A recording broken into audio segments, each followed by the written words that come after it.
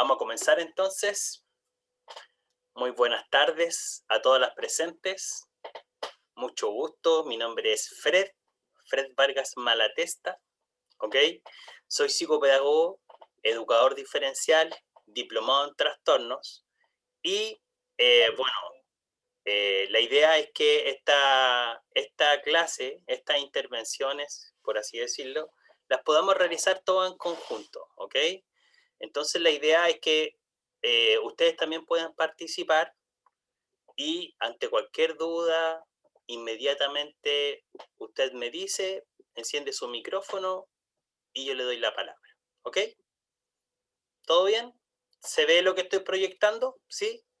Perfecto. Entonces vamos a dar comienzo a este primer taller de necesidades educativas especiales y para eso le voy a pedir a usted que vaya tomando apunte, ¿ok? Referente a todo lo que yo voy a ir presentando, es muy importante, porque durante esta clase, que es demasiado extensa, hay mucha información, ¿ok?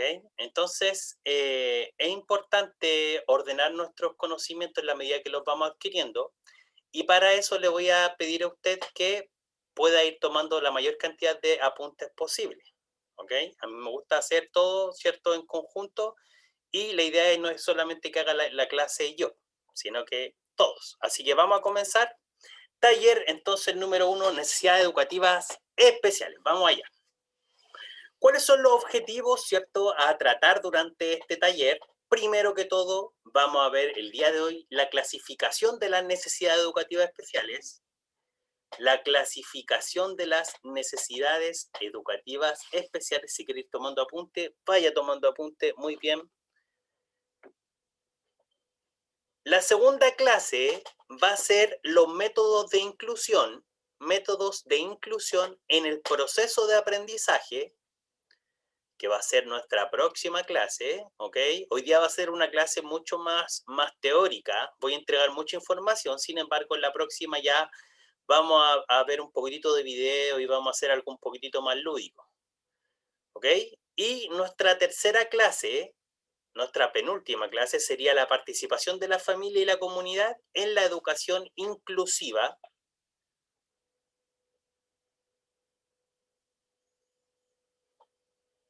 Y la última clase es la clase sorpresa, ¿ok? Esta clase sorpresa, la verdad es que aún no la tengo definida. La voy a decidir en función de la participación que tengan ustedes y en función a la entrega de los trabajos que me van a ir realizando, ¿cierto? A través de este breve periodo de taller. Vale. Comenzamos entonces. ¿Qué es lo primero que tenemos que hacer? Es activar conocimientos. Siempre cuando yo estoy trabajando con estudiantes, alumnos o otro tipo de personas, ¿cierto? Activamos los conocimientos. Esto tiene mucho que ver con los procesos cognitivos. Los procesos cognitivos son todos aquellos procesos mentales, ¿cierto?, los cuales me permiten a mí adquirir un aprendizaje nuevo. Entonces, ¿qué es lo primero que piensas tú cuando escuchas la palabra necesidades educativas especiales? ¿Alguien ha escuchado esto? Yo creo que con toda libertad usted me puede expresar, sé, no sé, pero la idea es que todos vamos a participar. Yo creo que, bueno, como dice educativa, yo creo que es como un apoyo educativo a una persona que tiene una cierta discapacidad. Eso es lo primero que se me viene Ya, a la o cabeza. sea, un apoyo a una persona que tiene una necesidad. ¿Alguien más? Algo que, muchísimas gracias, hermana Jessica. Jessica, ¿cierto hablo? Creo que sí. Sí, Jessica. Perfecto. ¿Alguien más tiene Hermano, otra definición? ¿Sí? sí, yo creo que corresponde a los niños y niñas con los cuales trabajamos que presenten alguna necesidad del ámbito educativo, Ya, ya sea para comprender quizás o presenten alguna dificultad en su aprendizaje. ok. Perfecto, perfecto. Solamente para complementar lo que han dicho ustedes, que está bastante acertado, La definición como tal de necesidad educativa especial es la siguiente. Intente de ir tomando apuntes conforme a lo que yo voy a decir. Se habla de necesidad educativa especial cuando un niño, niña u otra persona adulta presenta una desventaja y esta desventaja o mayor dificultad para el aprendizaje es en relación a sus pares, ¿ok? A sus pares me refiero al nivel en el que se encuentra, a su nivel etario. Por lo tanto, requiere de una ayuda adicional, como bien señalaban, ¿cierto? Anteriormente la hermana, necesita y requiere de una ayuda adicional para alcanzar el desarrollo educativo en forma óptima, ¿ok? En forma óptima. Nuevamente, lo voy a repetir, es cuando un niño o niña, ¿cierto? O una persona adulta presenta una desventaja o una dificultad, ¿ok? En relación a los pares o a los niños, ¿cierto? En este caso pensemos en niños o en personas de su edad, en el caso de que sean personas adultas, ¿cierto? Y por lo tanto, esta persona va a requerir de una ayuda adicional, va a requerir de un apoyo adicional.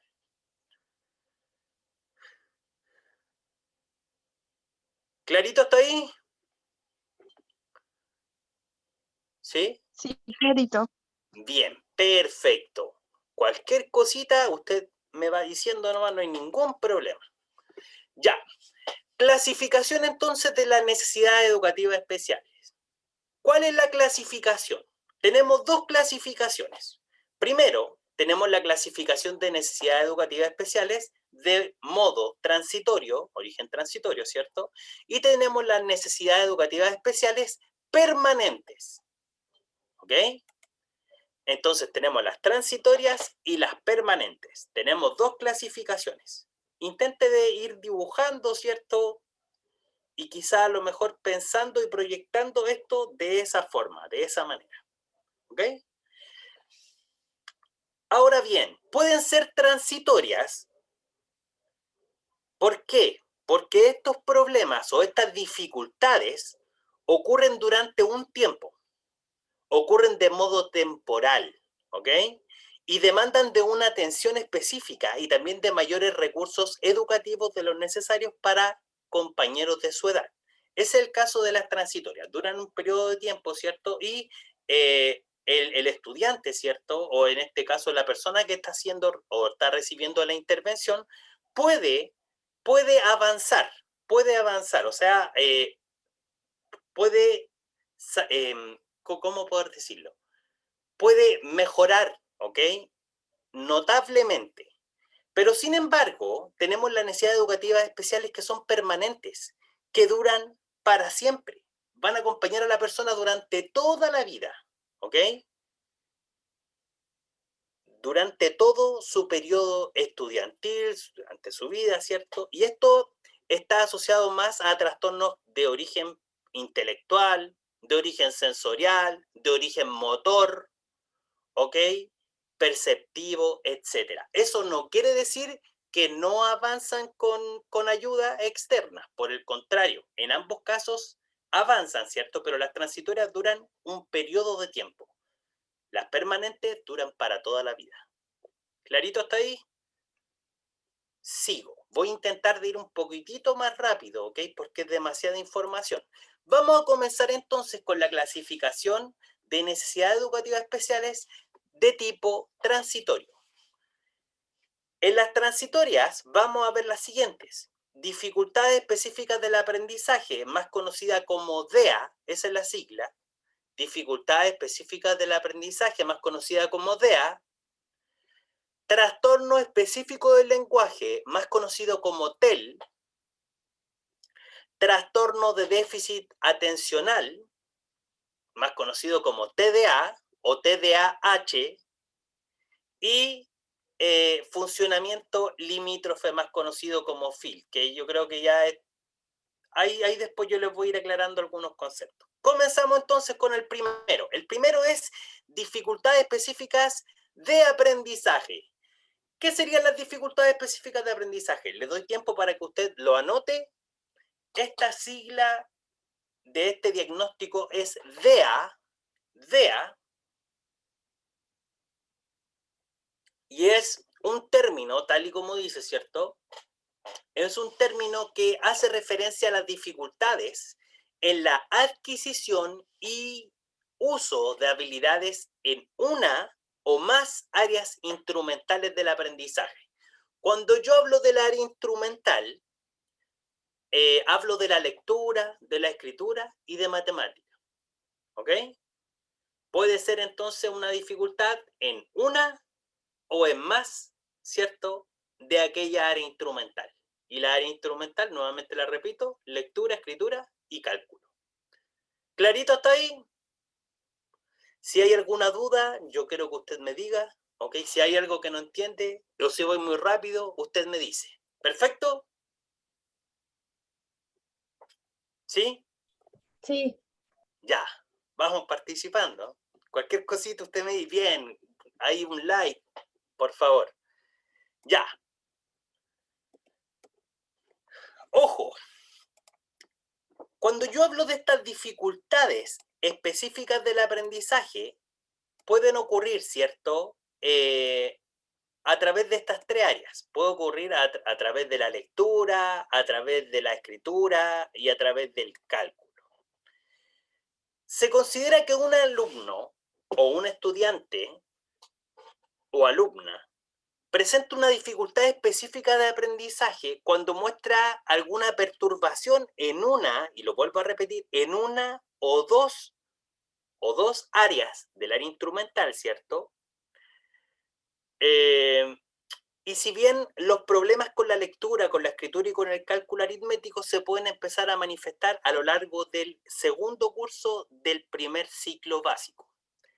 Vamos a ver específicamente aquellas dificultades. ¿Cuáles son?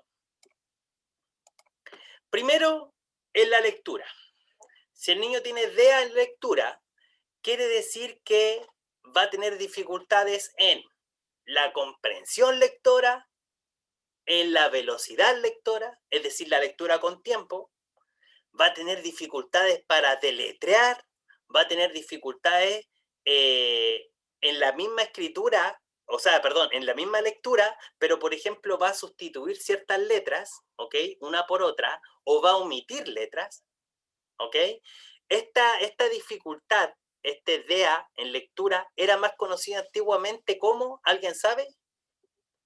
Aquellos niños que daban vuelta a las palabras, súper conocido. ¿Alguien sabe?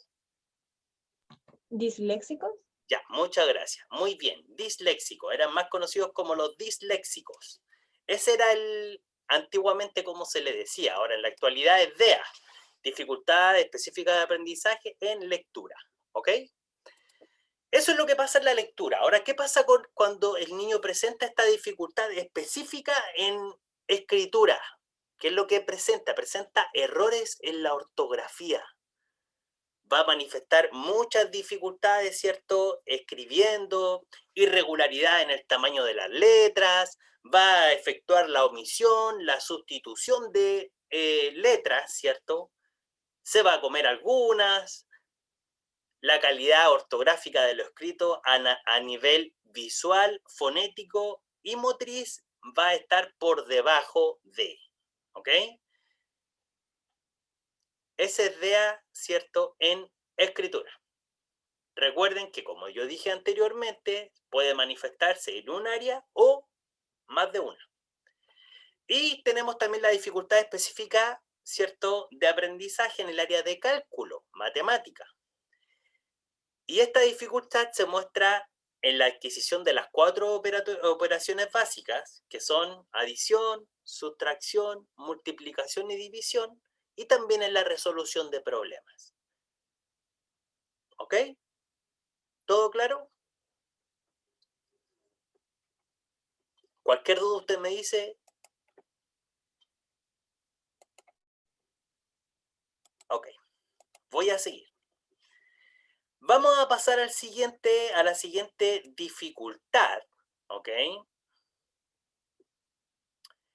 El trastorno específico del lenguaje.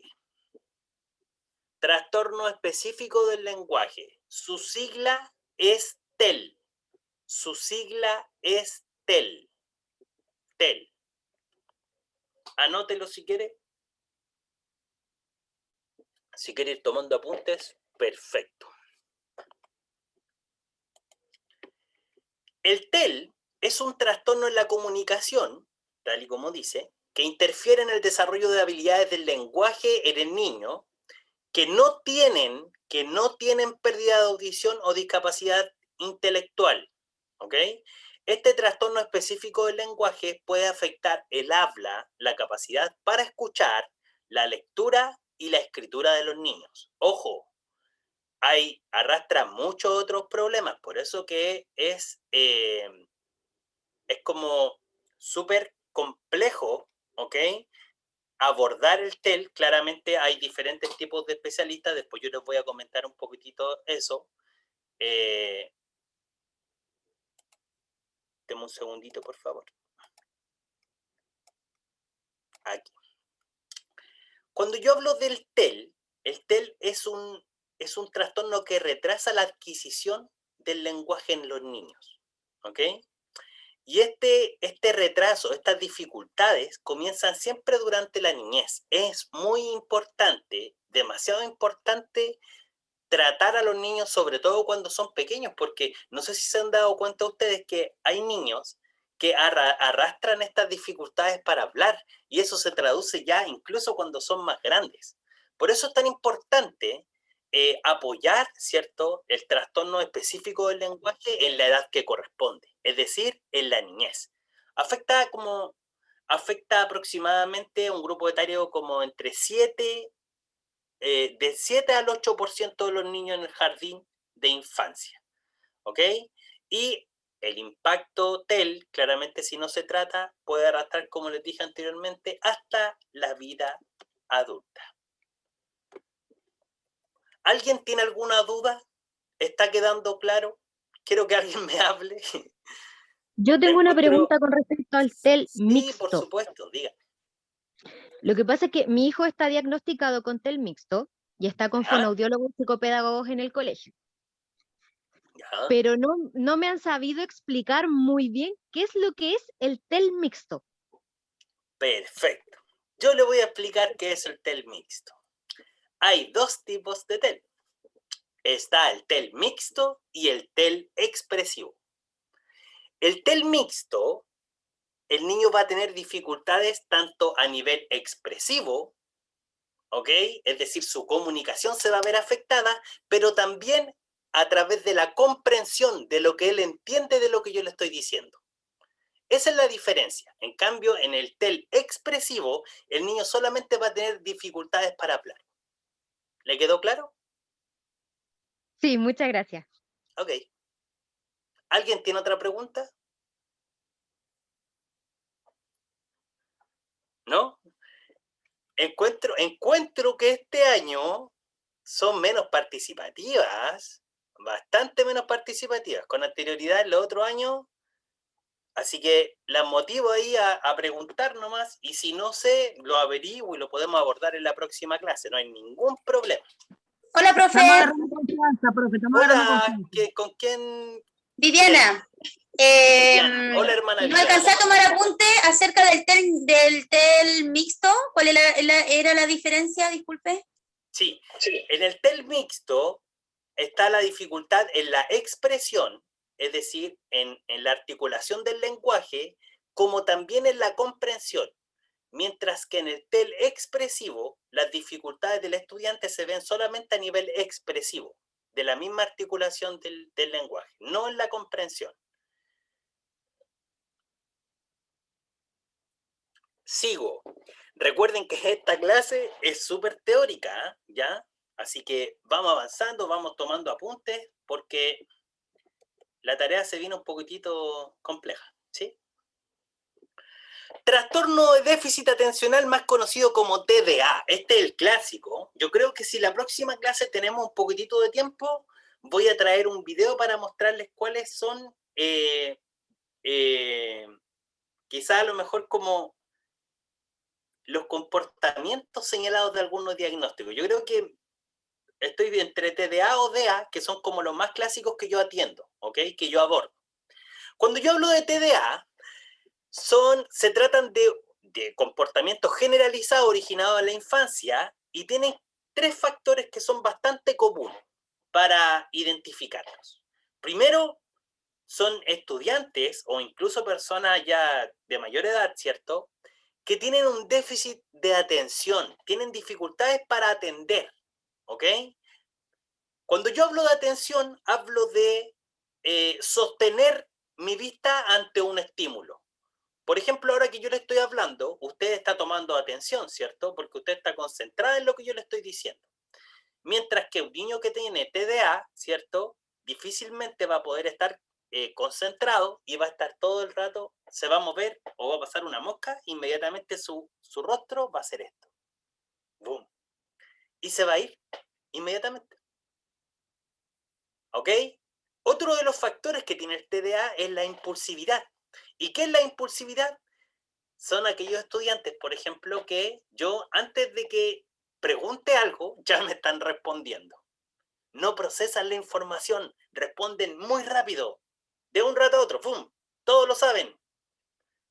¿Ok? Y también otro de los factores importantes del TDA, ¿cierto?, es la hiperactividad. Todo el rato así. Como estoy yo, todo el rato. Moviéndose. No pueden estar tranquilos. ¿Ok? ¿Perfecto? ¿Clarito? Ok. Hay distintos tipos de TDA, al igual que, como dije anteriormente, hay distintos tipos de TEL. Cuando yo hablo de los tipos de TDA, hablo de 2. Primero, hay uno que es predominante la falta de atención, ¿cierto? Es decir, que hay muchas actividades sin terminar, los trabajos están todos sucios, los cuadernos todos cochinos, hay dificultades para acatar órdenes, para seguir instrucciones, la mente está en otro lado, trabajos desorganizados, olvida los materiales, etc. ¿Ok? Mientras que cuando predomina la hiperactividad, eso es cuando ponen TDA y aquí le agregan una H. Es cuando predomina la hiperactividad. ¿Y qué es lo que quiere decir esto? Que ellos no pueden estar tranquilos, no pueden estar sentados. Están así, moviendo los pies. Imagínense que yo atiendo a 120 estudiantes en el colegio. Y la gran mayoría son TDA. Entonces, claro, uno tiene técnicas y estrategias para poder hacerlo, para que ellos quizás a lo mejor puedan botar su energía, pero es tan complejo, pero a la vez tan divertido. De verdad, yo lo paso muy bien en mis clases con mis estudiantes. Yo de verdad que estoy muy feliz y de verdad que para mí es algo muy importante y me llena el corazón trabajar con niños con dificultades. Así que de verdad que hacerle esta clase en este momento me llena de emoción y de alegría y de compartir también las cosas que voy viviendo al día a día. Estos niños hacen ruido incluso cuando uno les diga, chiquillos, quédense en silencio, por favor, porque de repente ya la gota gorda, así, yo ya, de verdad, o sea, tiritando. Y no pueden. No. Y así, y están con el lápiz. Oh, y es una cuestión que de verdad que yo de repente, incluso yo, que a mí me dicen, tú tienes paciencia de oro, pero no pueden quedarse quietos, son insistentes. Silencio, estoy hablando, por ejemplo, de la clase, sigo hablando de la clase y están hablando. A los 2 segundos que le haya dicho silencio. Molestan siempre a los demás y se paran. Entonces, tenemos estos 2 tipos de TDA. En uno predomina, ¿cierto?, la falta de atención, pero también en el otro predomina la hiperactividad. No pueden estar quietos. Espero que todo esté quedando muy clarito, ¿ok? Profesor, ¿podría retroceder un poquito para atrás? Por supuesto, ningún problema. A ver, yo tengo una chiquitita de 9 años. Ella es hiperactiva. ¿Ya? No es impulsiva, no es agresiva, ni nada que se le parezca. Predomina la hiperactividad. Es súper inquieta. ¿Ya? Yo tengo paciencia porque yo soy técnico en párvulo, aparte de ser la mamá. Perfecto. Entonces estamos ahí trabajamos con ese tema. Ya. Si ella hace ruido, de repente está en clase y empieza empieza por la regla. Con el Pero es lápiz. algo que no pueden evitarlo. Pero algo que no, algo que exactamente. Pero Claro. ella, por ejemplo, tiene sus cuadernos ordenados, tiene sus tareas ordenadas, porque ella tiene clases online y ellos no tienen clases presencial. ¿Ya? Entonces ella, todos los trabajos que le piden en las canastas de la JUNAEP, ella los deja en carpeta, adorna las carpetas. Pero la tía le está preguntando algo y ella está mirando, no sé, el papel que está pegado en la sala, por ejemplo. Es por lo mismo. Entonces, ella, yo sé que no, ella me dice, no, es que tiene que ir, no. ¿Por qué? Porque una vez yo la llevé al psicólogo, me dijeron que tenía eso, que era hiperactiva, no era agresiva, porque le hicieron un test medio raro, le hicieron un test medio que a la final ella salió mal, porque estaba muy aburrida, estaba muy lateada. Y me dice, ¿sabe qué? Me dice, le voy a dar una pastilla para que usted le dé a la niña. Usted se puede imaginar cuál es. Sí. ¿Ya? Yo no se la di. Entiendo. Yo no se la di porque una me dio miedo. Ya. Y otra porque es niña. O sea, un niño quieto, ¿a quién le sirve? Yo creo que a nadie. Claro. Hay otra manera quizá a lo mejor de abordar el TDA. Hay otras, por ejemplo, hay otras técnicas que quizá a lo mejor la mejora, por así decirlo, es más gradual. Por ejemplo, las típicas flores de Bach, ¿cierto? Y otras medicinas que son complementarias. Ahora bien, si ustedes me preguntan a mí respecto a medicar a los niños, yo no les podría responder si sí o si no, porque no soy el especialista que entrega el fármaco como tal.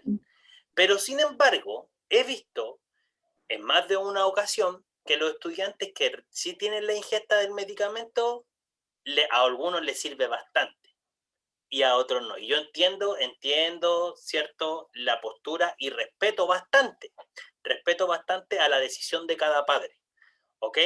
Pero también es importante aceptar y escuchar la opinión del especialista.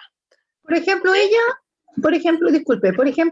está en clase, pero ella está sentada poniendo atención, así como estoy yo con usted, pero ella está con el lápiz. Claro. Pero no se para, no se para. Es su manera y es su forma quizá a lo mejor de botar energía. Pero ojo, hay otros que de repente están así, en la sala, y están ahí conmigo. Entonces, claro, quizá a lo mejor el lápiz puede ser, yo de repente les digo, ya chiquillos, rápidamente, a darse 3 vueltas alrededor de la cancha. ¿De verdad? Y parten, llegan, pum, de vuelo. Bueno, llegan así llegan tranquilos, porque tienen tanta energía, necesitan botar tanta energía, la verdad, y, o sea, en realidad que cambian así el chip, es totalmente increíble, de verdad. Yo trabajo en sala cuna, yo trabajo con bebés, con guagua, pero me han mandado de repente a reemplazar a algunas tías a los pre-kinder, al kinder, y son... El huracán queda chico, porque son terribles, hay que estar, corren para allá, corren para acá, que le quitan algo al compañero, que van para allá, que van para acá, que no se sientan. Pero uno tiene que buscar usar la psicología infantil. Sí, y además que hay ciertas técnicas y estrategias que ahí vamos utilizando y que después igual me gustaría... compartirlas. Quizá a lo mejor en la próxima clase, como les dije anteriormente, vamos a ver un video, quizá a lo mejor de este mismo tema que fue en el que más hay participación del TDA y que es súper como recurrente, quizá a lo mejor para que vean visiblemente, ¿cierto? Y escuchen con atención qué tal. ¿Ok? Esto es el funcionamiento intelectual limítrofe dentro de, ¿cierto?, la clasificación de los transitorios. Cuando yo hablo del funcionamiento intelectual limítrofe, más conocido como FIL, es un término que se usa cuando una persona tiene ciertas limitaciones en su funcionamiento mental, ¿ok? Y en el uso de habilidades como, por ejemplo, la comunicación. Les cuesta comunicarse, hay una despreocupación personal, quizá en su cuidado, hay dificultades también en las destrezas sociales, les cuesta comunicarse, les cuesta llegar a otros, ¿ok? Estas limitaciones causan que el niño aprenda de lleno, ¿ok? Y se desarrolle lentamente, ¿ok? Y hay un desarrollo que es más lento, más conocido como FIL, ¿ok?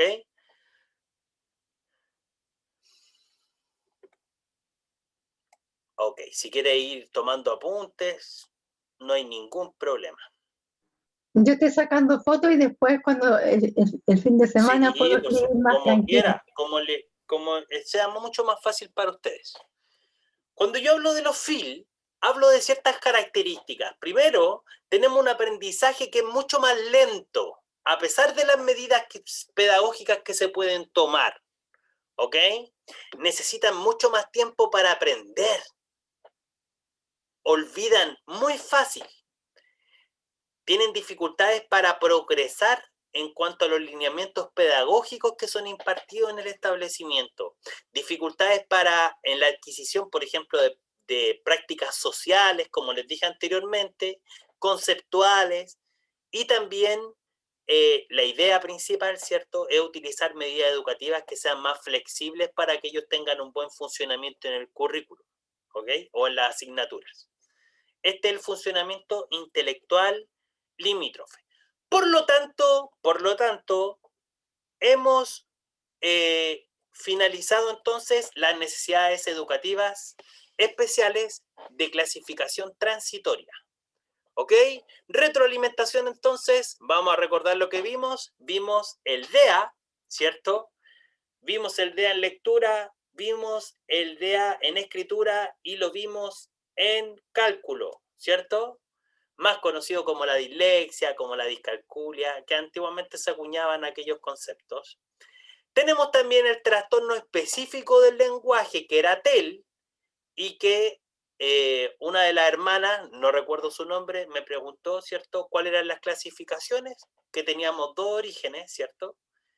Teníamos el expresivo, ¿cierto?, y el mixto, y también teníamos el TDA, más conocido como el déficit atencional, que podía ser con hiperactividad, como lo había mencionado, ¿cierto?, nuestra hermana Cecilia, y también el funcionamiento intelectual limítrofe. Hasta ahí estamos bien. ¿Qué tal? ¿Alguna apreciación? ¿Todo bien? ¿Sigo?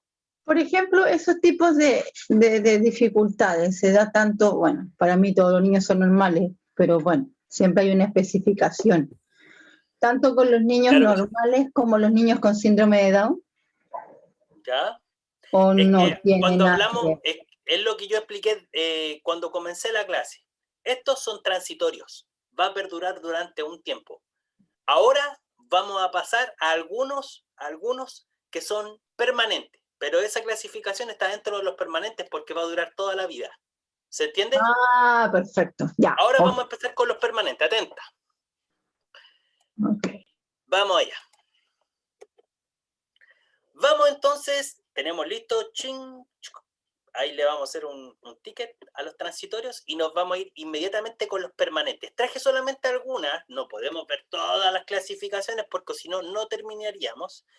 Tenemos el funcionamiento intelectual, ya no se dice la discapacidad intelectual, ¿ok? Cuando yo hablo de discapacidad, es lo mismo que decir sin capacidad y no es así. Somos todos capaces, absolutamente todos. Solamente lo puse como discapacidad porque hay algunas personas que todavía no se actualizan en ciertos conceptos. Entonces es como lo mismo que la dislexia, ¿ok? O la discalculia, es lo mismo. Nos vamos actualizando, ¿cierto? Y vamos evolucionando todo en conjunto. Tenemos la discapacidad intelectual leve, discapacidad moderada o funcionamiento intelectual moderado y el trastorno de espectro autista. Vamos allá, vamos allá. Cuando yo hablo de la discapacidad intelectual, es lo mismo que yo dije anteriormente. Este término yo ya no lo voy a acuñar. Adiós discapacidad y vamos a decir funcionamiento intelectual. ¿Ok? Aquí tenemos una tablita, el cual muestra el coeficiente intelectual promedio de las personas. ¿Ok? Este es el rango del porcentaje de coeficiente intelectual.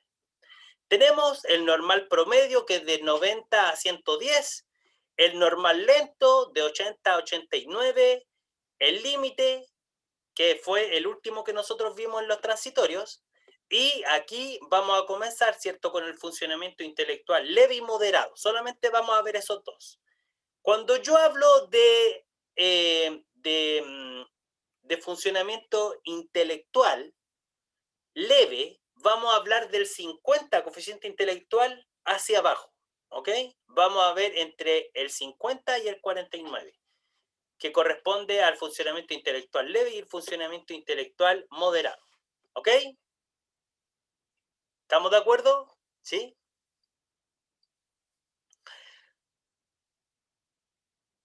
Ojo, el desempeño intelectual significativamente por debajo de la media, otro punto a considerar, es que hay dificultades en la adaptación, al menos en dos de las siguientes áreas: comunicación, habilidades sociales, iniciativa, autocuidado, etc.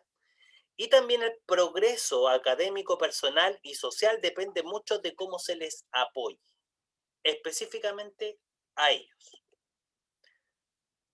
Vamos a empezar con el funcionamiento intelectual leve. Vamos a ver dos. Vamos a ver el leve y el moderado. Aquí presenta insuficiencias mínimas con frecuencia. Esto es más conocido como DIL, ¿ok? Perdón, me confundí, ¿ok? Dentro de las características que tienen el intelectual leve, recuerden, intelectual leve, así hay que escribirlo, no así. Solamente intelectual leve. Vamos a ver el intelectual leve y el intelectual moderado. Tienen las siguientes características. Primero, requieren apoyo. ¿Por qué? Porque pierden el ritmo de la clase, ¿ok? Cuando tienen exceso de trabajo, no lo van a poder llevar. Tienen conflictos personales, tienen dificultades. Presentan insuficiencias mínimas y con frecuencia no se diferencian de otros estudiantes hasta la adolescencia, ¿ok? Muchos, como se dice, pasan desapercibidos, ¿ok? Desarrollan habilidades sociales y comunicativas en los primeros años, ¿cierto? Presentando dificultades en áreas instrumentales. Ustedes ya saben cuáles son las áreas instrumentales, ¿cierto? Lenguaje, cálculo y escritura.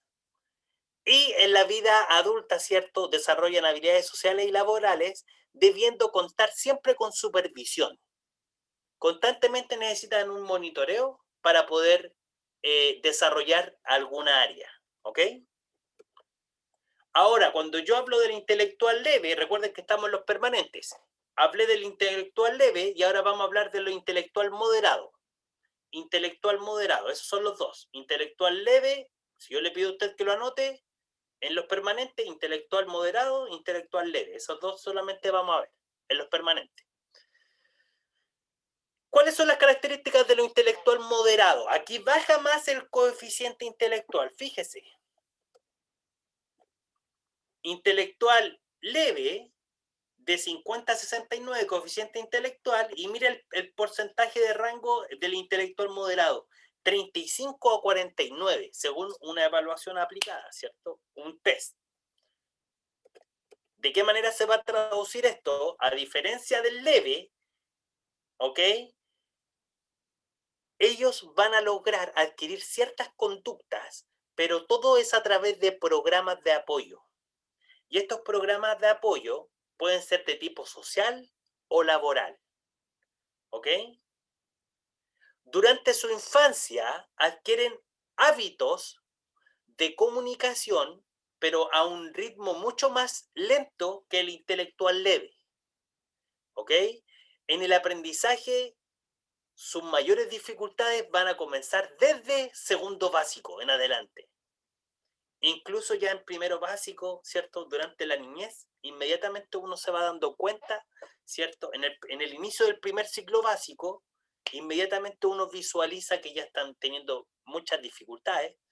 Y también en la adolescencia. En la adolescencia ellos tienen dificultades para reconocer normas de convivencia y también convenciones sociales. Les va a costar, ¿cierto?, llegar a otras personas, les va a costar entablar una conversación fluida con alguien, ¿ok?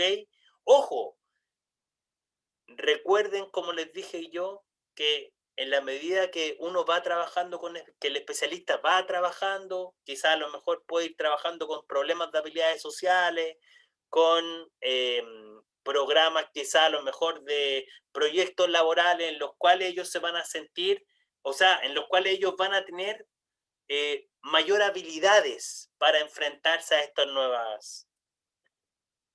¿Ok? ¿Alguien tiene alguna duda respecto a algo? ¿Estamos bien? ¿Está quedando clarito? ¿No está quedando claro? Yo creo que sí. Bien. ¿Alguien por ahí que quiera añadir algo durante la clase? ¿Todo bien? Sí, qué bueno. Qué bueno. Me alegro mucho.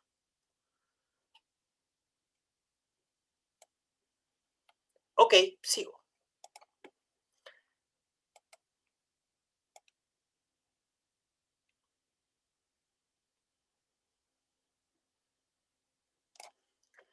Vamos a ver el último, ¿cierto?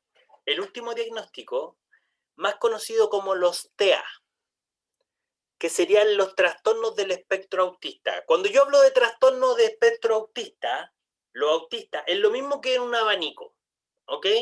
Es lo mismo que un abanico. En ese abanico yo puedo encontrar diferentes tipos de grados o dificultades, ¿ok? Ya se los voy a explicar. Primero quiero explicarles qué es el trastorno del espectro autista, cuáles son sus características y después vamos detallando y desglosando paso a paso. Cuando yo hablo de una persona, ¿cierto?, que tiene un trastorno del espectro autista, esta es una discapacidad, recuerden que esa palabra ya no la utilizamos, solamente para que a ustedes les quede más claro, del desarrollo. Y esto implica una alteración en las capacidades referidas a la interacción social. ¿Ok? Van a haber dificultades para interactuar socialmente con otras personas.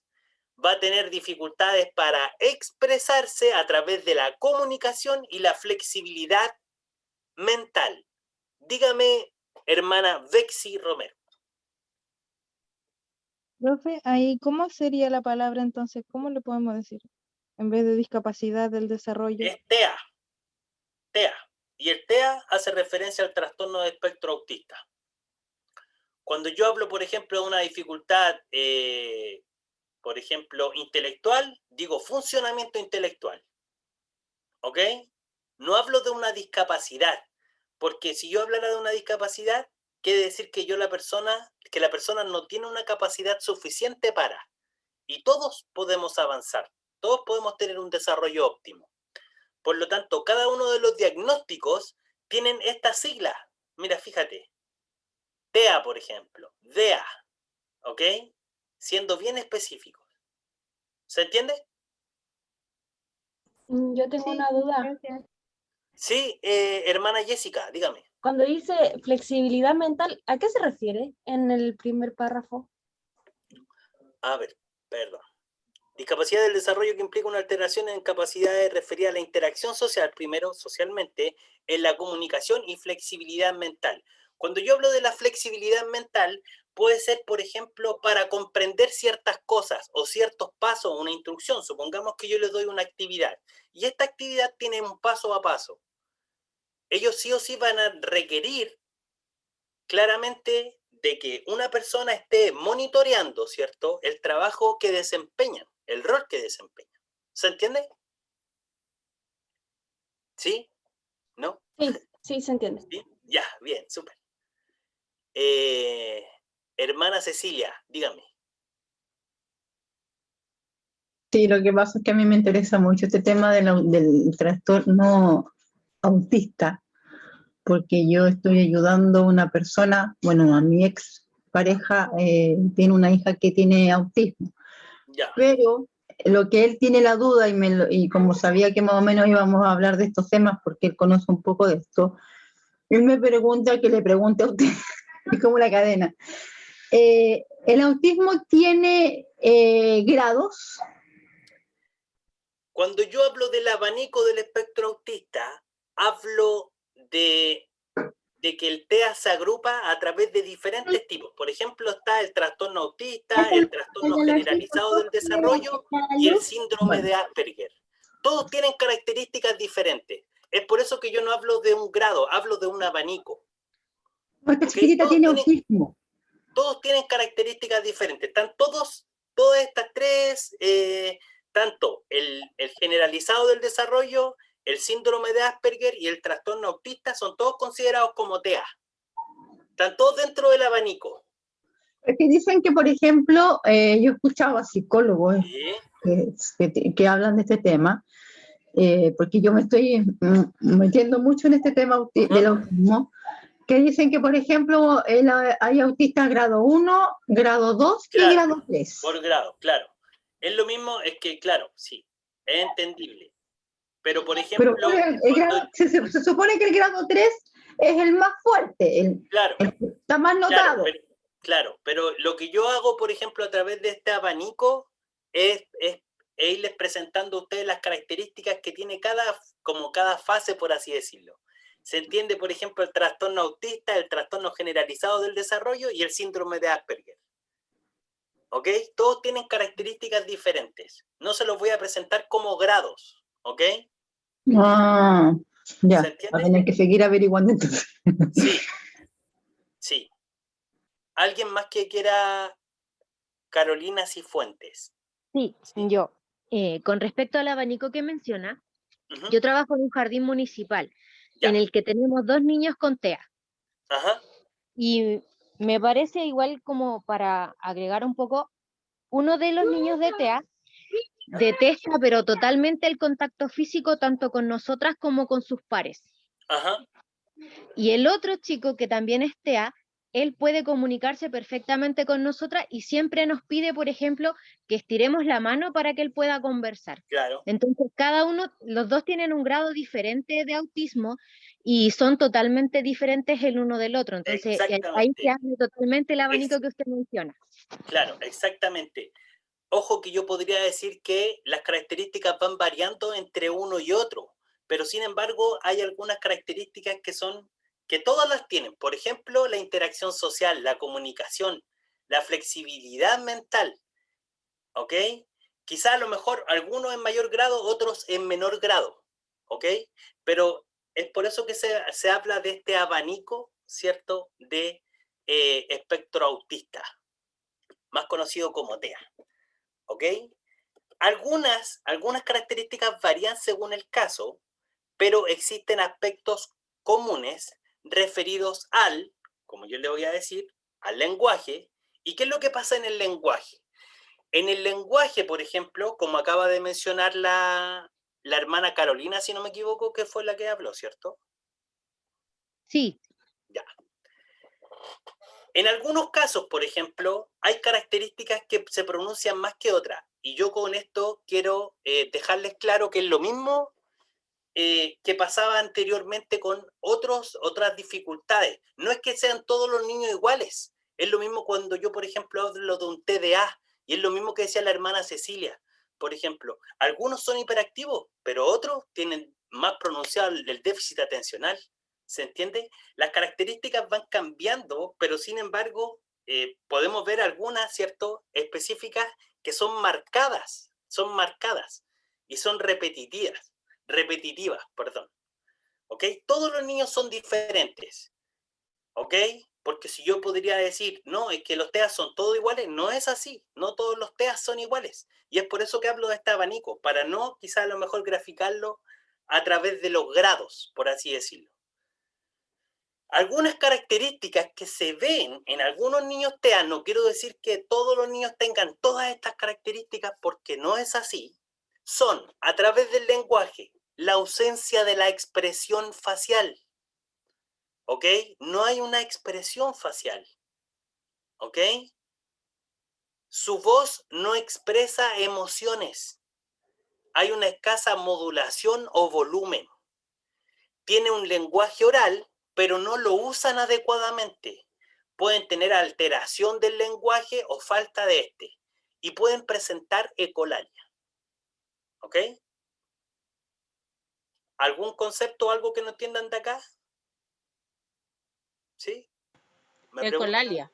Ecolalia, sí. La ecolalia, por ejemplo, es como repetir lo que yo digo. Lo que hice ahora. Ok, gracias. Ok.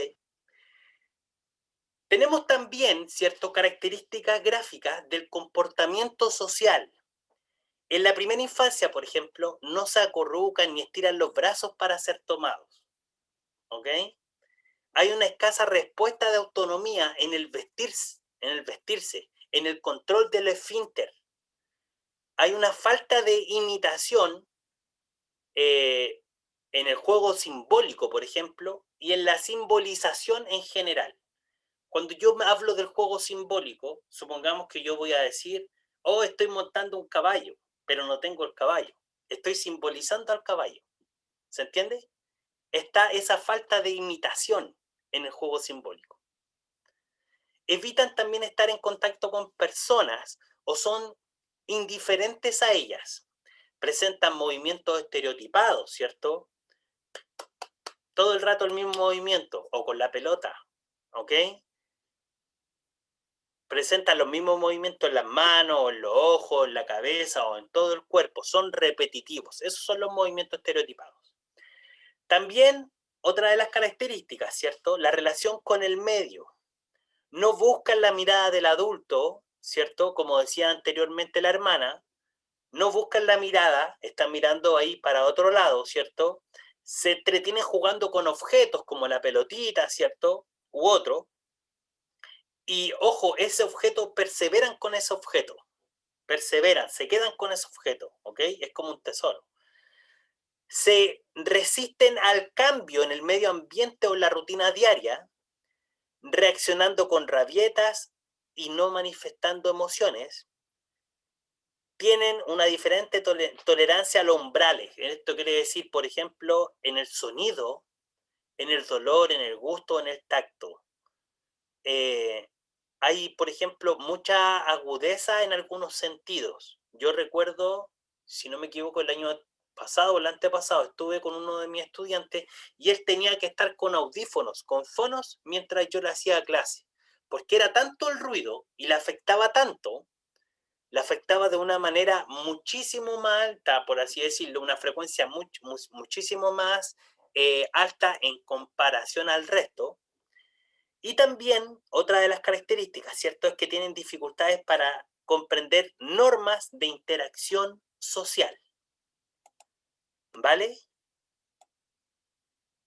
¿Sí? Ahora bien, cuando yo le hablaba de este espectro autista y cuando le hablaba de por ejemplo, de lo que era el TGD, ¿ok? Se definen como un grupo de trastornos caracterizados por alteraciones cualitativas de la interacción social, recíprocas y modalidad de la comunicación. Mientras que en el Asperger, el síndrome de Asperger es un trastorno del desarrollo que se incluye dentro del espectro autista, está dentro de este abanico, y que afecta la interacción social recíproca, la comunicación verbal y la no verbal. Recuerden, las expresiones de la cara.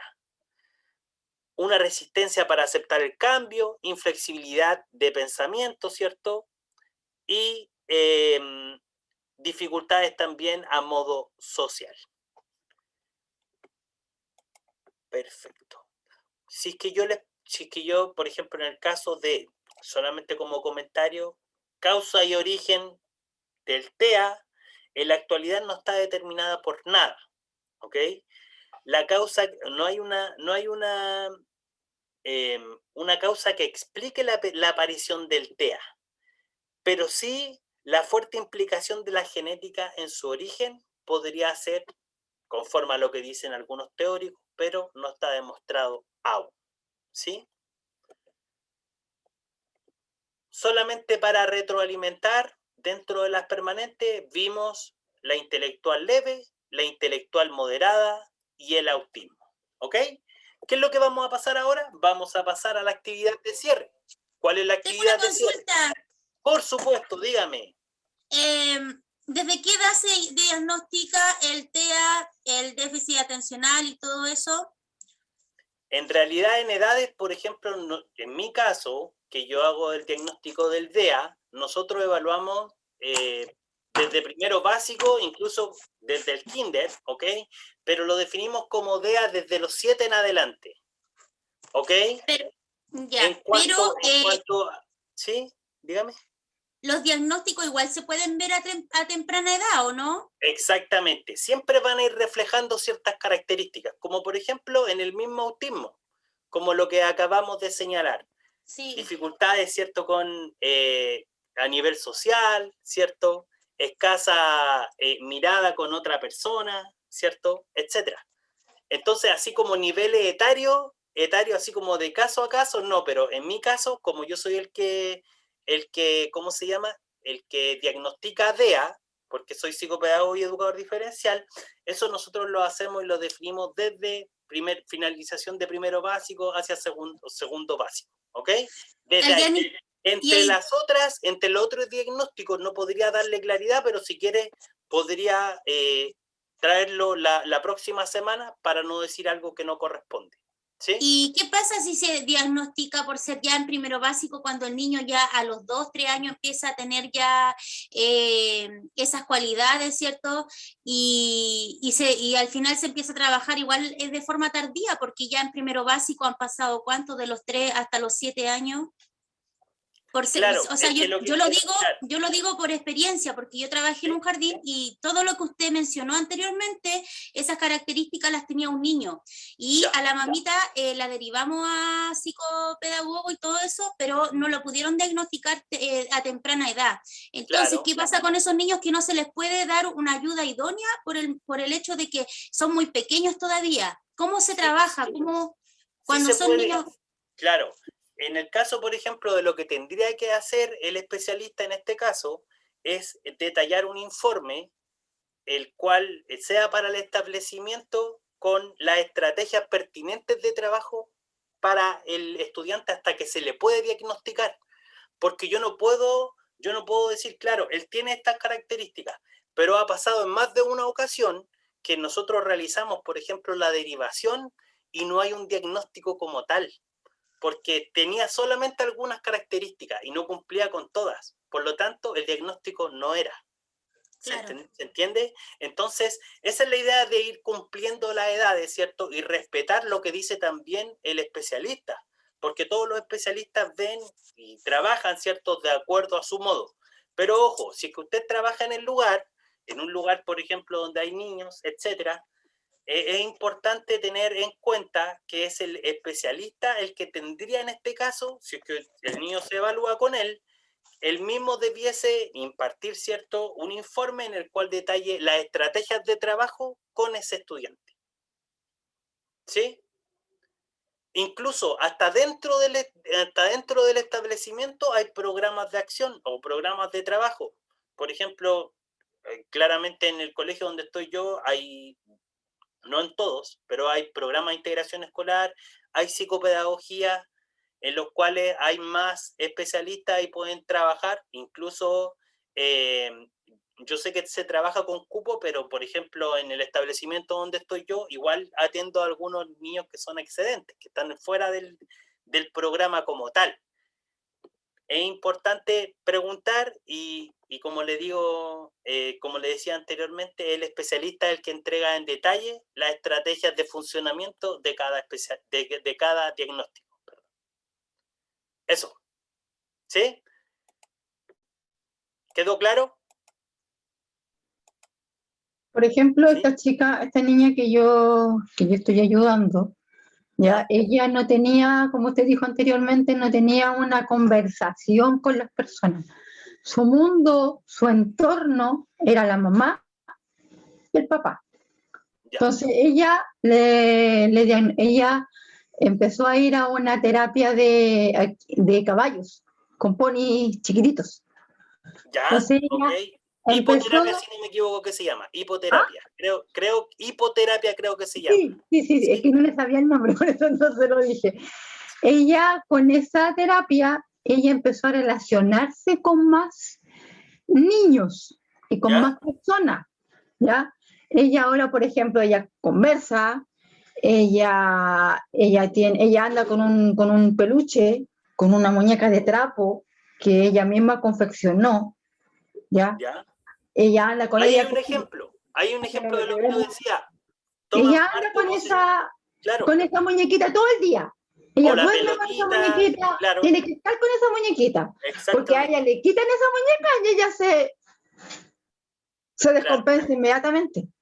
Entonces, esa terapia de caballo igual le hizo súper bien, porque ahora interactúa con la mamá, con el papá, con la abuela, va al jardín, se relaciona muy bien con los niños, pero con su muñeca, le quitan la muñeca y ella es Me imagino.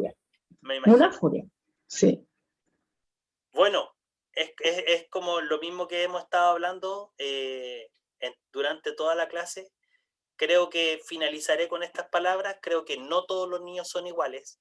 Sí hay características que definen ciertos diagnósticos, pero eso no quiere decir que sean todos iguales. Como expresaba delante la hermana Cecilia o la hermana Viviana, ¿cierto?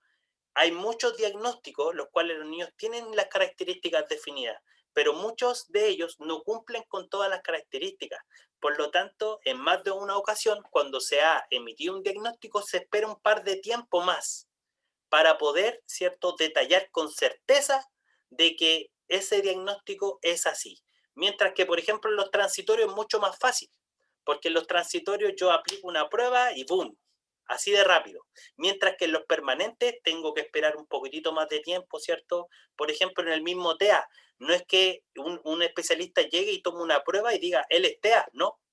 Como decía anteriormente la hermana Viviana, ¿cierto? Viviana, ¿sí? Sí. Ya, como decía la hermana Viviana, el niño podría tener dificultades, por ejemplo, en una área. Nosotros, por ejemplo, el año pasado me tocó trabajar con TEAs, con niños TEA. Y yo hice la derivación a un COSAM y él ya estaba en quinto básico. Aún así, siendo que lo vio la psiquiatra, el psicólogo, la terapeuta ocupacional, necesitaban tiempo. Por lo tanto, siempre todo el trabajo que se hace nosotros lo hacemos de una manera que es multidisciplinaria, sobre todo los diagnósticos que son permanentes, porque son muchísimo más difíciles de abordar, ¿sí?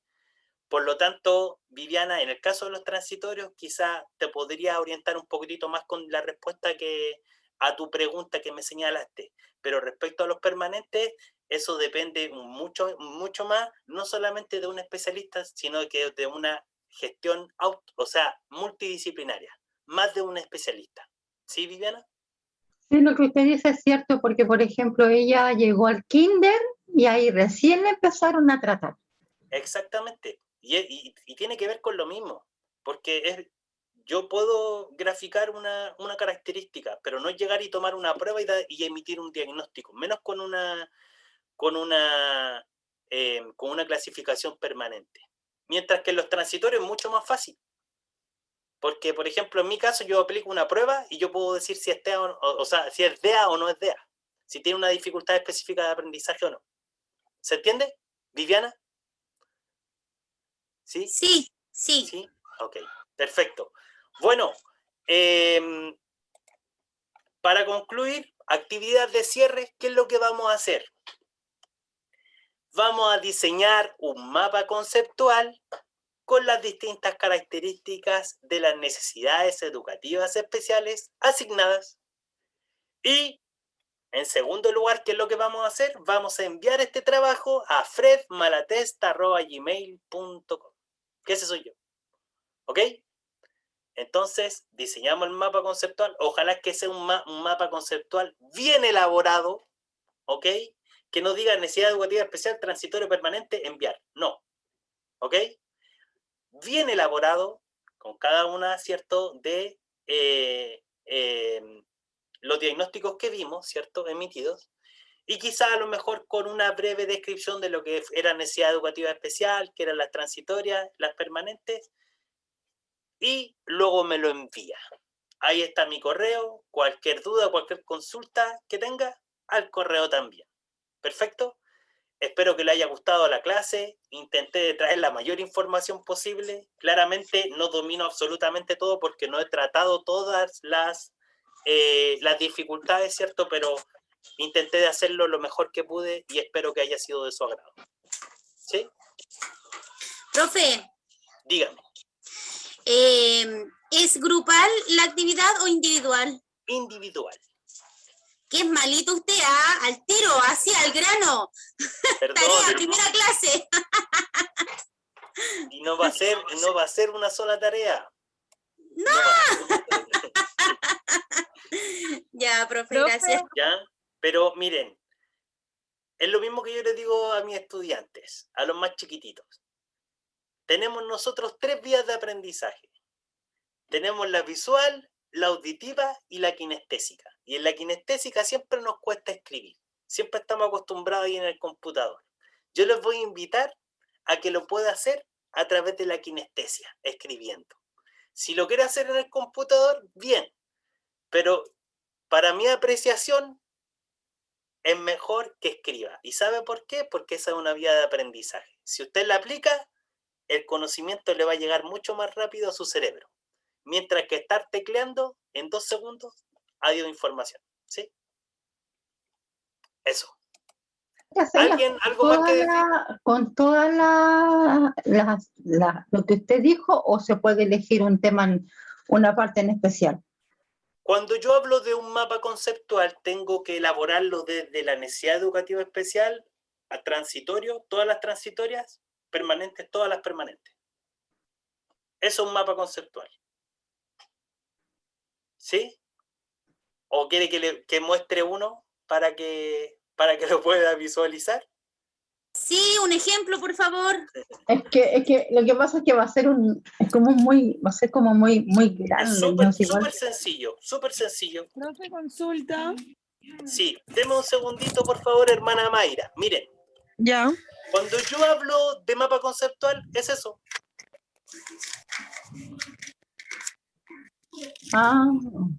Eso.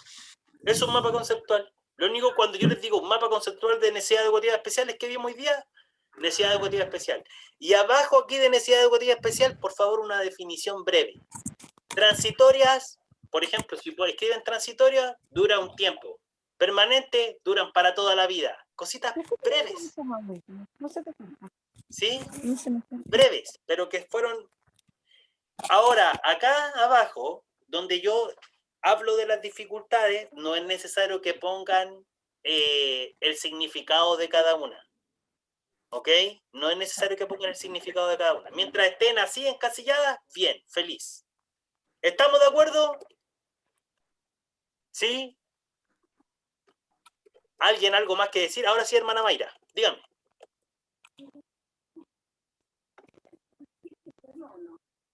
No escucho absolutamente nada.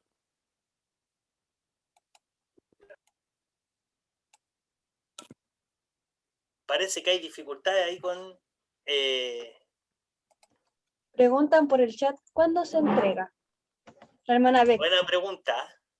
Esa era mi pregunta. ¿Cuándo se entrega? En 15 minutos más. No, es una broma. Van a entregar este trabajo. Déjenme detallar. Déjenme hacer la revisión de el trabajo del año pasado.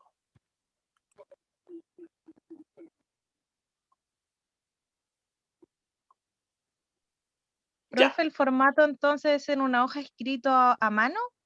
Si usted lo quiere hacer a mano, hágalo a mano. Si lo quiere hacer en computador y tiene menos tiempo, hágalo en computador. No tengo ningún problema.